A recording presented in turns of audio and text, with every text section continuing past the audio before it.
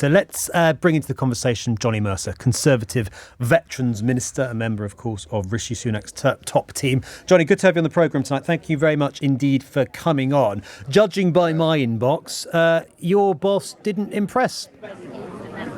OK, well, that's the view. I'm here and I watched it and I don't agree with that at all. I think you've got a really clear choice there, haven't you? You've got a Prime Minister who's clearly dealing with massive challenges around migration, cost of living, the war in Ukraine, COVID, £400 billion a year. £400 billion was paid out on COVID, versus a guy who literally just comes up with platitudes about everything, right? There is nothing there. All he says is, I'm sorry, and he comes up with waffle about how terrible the situation is. He has no plan, right? And this is not a game. You have to have a plan in this. You have to have a bit of leadership. But Johnny, what if the guy changes his mind on everything? What if your plan's not very good? Because Rishi Sunak's got a plan. Rishi Sunak give us a better plan. Give us a better plan. Rishi Sunak said he'd get debt down. It's gone up. He said he'd get waiting lists down. They've gone up. He said he'd stop the boats. We've had record numbers in the first 3 months of this year. He might have a plan. It's not a very good one.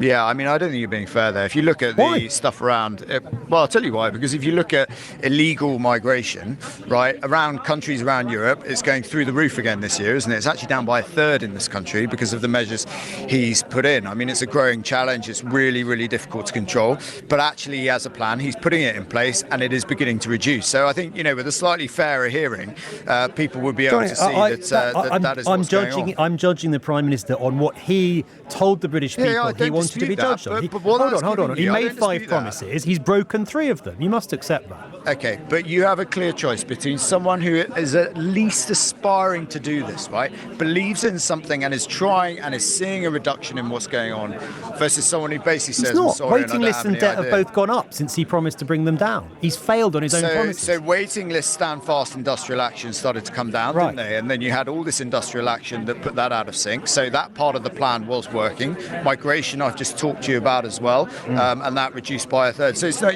what you're saying isn't very fair. I accept what you're saying is that, he promised one thing and we haven't got 100% of everything we wanted. But what you do have is a clear plan, a direction of travel that is Johnny, working. What you're saying versus someone who has no idea and absolutely what no you're saying. Let's be honest. What you're saying anything. Really is he's broken 3 of his 5 promises, but it's not his fault. No, what I'm saying to you is that government is extremely difficult. He set out a pathway and an ambition there to get it done.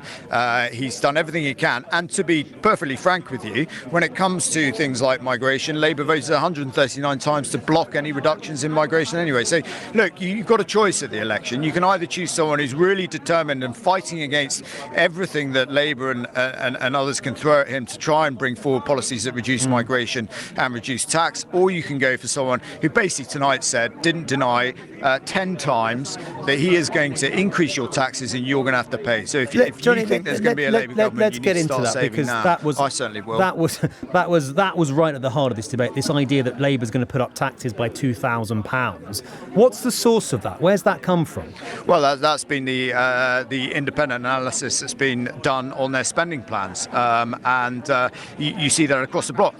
You're in luck, right? Because when Starmer says something, you can bet your bottom dollar that he's going to go back on it. So actually, maybe they won't. But on his current plans that have been assessed by the Treasury, his £2,000 of tax we will be paying in each of our families going forward. And he failed to deny that 10 times. If someone fails to deny something 10 times, it usually means they're going to do it. I don't know why he didn't deny it, Johnny, but I've looked at the document you're talking about. The thing that both you and the Prime Minister have said is independent analysis. It's published by the Treasury, and what it says that the figures it's based on are heavily influenced and driven by Conservative special advisors. It's not independent at all. It's party political propaganda I disagree. Look, that the Prime Minister and you are claiming is independent. Okay.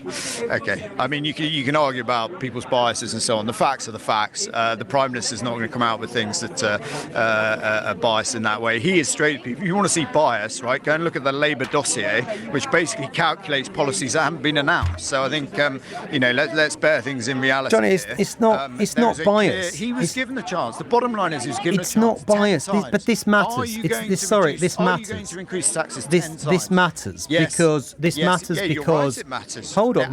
It matters because the Prime Minister claimed this was independent analysis. I've checked the analysis. The Treasury say this: the nature of this costing is uncertain and is driven by assumptions provided by special advisors. Special advisors are Conservative Party employees.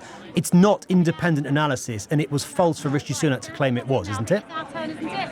We're live on BBC News. Yeah, it's our turn. I've got to go, but listen, I don't think we can question Prime Minister's integrity like that. Thanks very much. Johnny, that's convenient, isn't it? As soon as you start to question the actual claim that this was independent analysis, and I've checked it, and the Treasury say this nature of this costing is uncertain, and it is, I repeat, it's driven by assumptions provided by special advisors. Independent analysis? You make your own minds up. Johnny Mercer there, having to go at a very convenient moment for the Veterans Minister. We'll talk to Labour in just a moment and get their take on that. What is their defence? Johnny Mercer's right, to be fair. For the first half an hour of that debate, Rishi Sunak levelled the charge at Keir Starmer, namely that he would put up taxes by £2,000 per household, and the Labour leader refused to reject it. Then later he said, it's desperate, it's nonsense. But why, for the first 5 or 6 times that Rishi Sunak said that, did Keir Starmer not respond? Is that because it's true? We'll put that to Labour in just a moment.